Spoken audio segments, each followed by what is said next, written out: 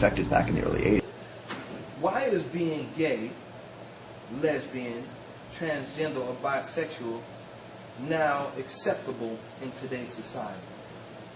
There are schools that were just cut out just for those that are gay, lesbian, bisexual, transgender. Why is it acceptable? Okay, well, watch this. What you have to understand is this.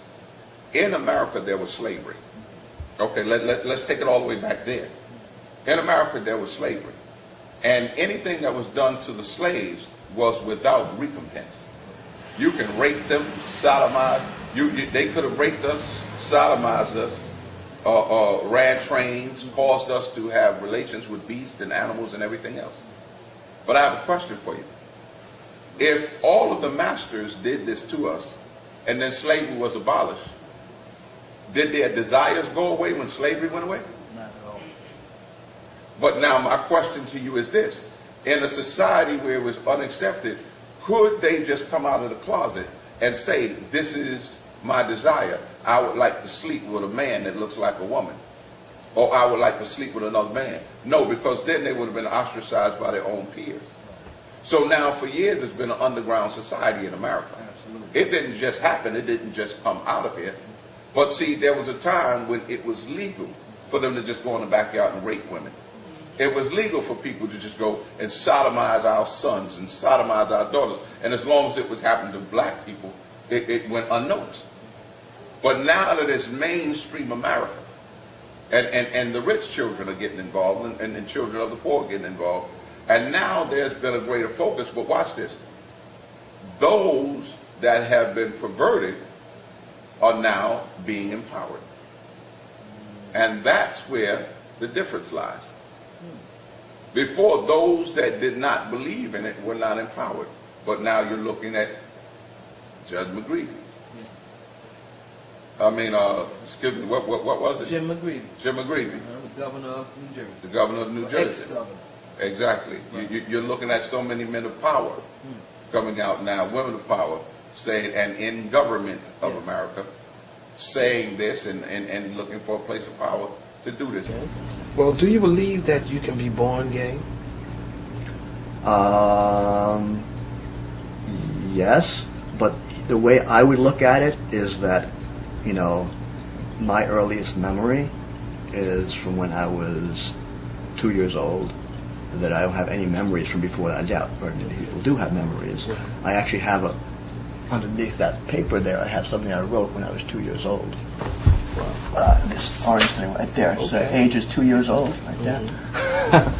But, you know,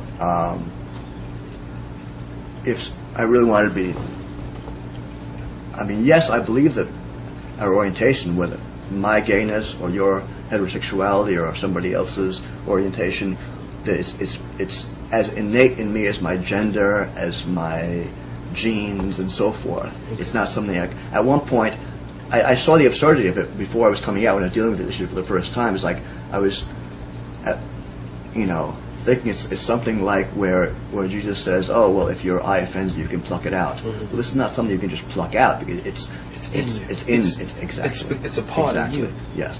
And how does one discover one's sexuality? Well, you don't wake up one day and say, "I think I'll be gay." You know, you just one day you see a man and you realize you like men, or if you see a woman, you realize you like women, and that's how you know what your sexual orientation is. And then as you grow up, you have relations with people, and so you know whether you're gay, straight, bi, or in the case of transsexuals, they would have experiences that would indicate that, right? And so forth.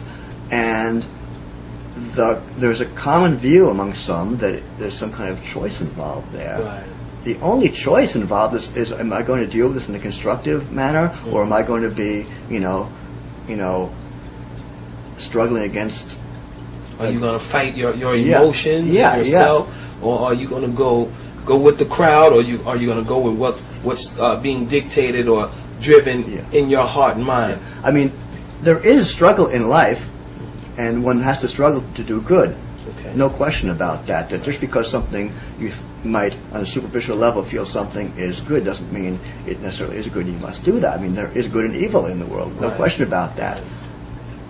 But again, it's a matter of when you look, if you want, I'm sure if one did a sample and took 10 gay people who were accepting of that, living openly, and you had 10 others who would be beating themselves up every time they had a sexual thought, much less acting on it, that they would not be the healthiest group there. They would have large problems with promiscuity, with HIV, with drug use, with alcohol, with suicide. And all. I mean, they say that among gay youth that the suicide rate is 3 times higher than in the general population. And there's a reason for that. Most people are not really out yet. They still deal with it. And there's so much peer pressure and internal turmoil and struggle. Yes. And some call it internalized homophobia, where somebody internalizes the abuse and they can be their own worst enemy.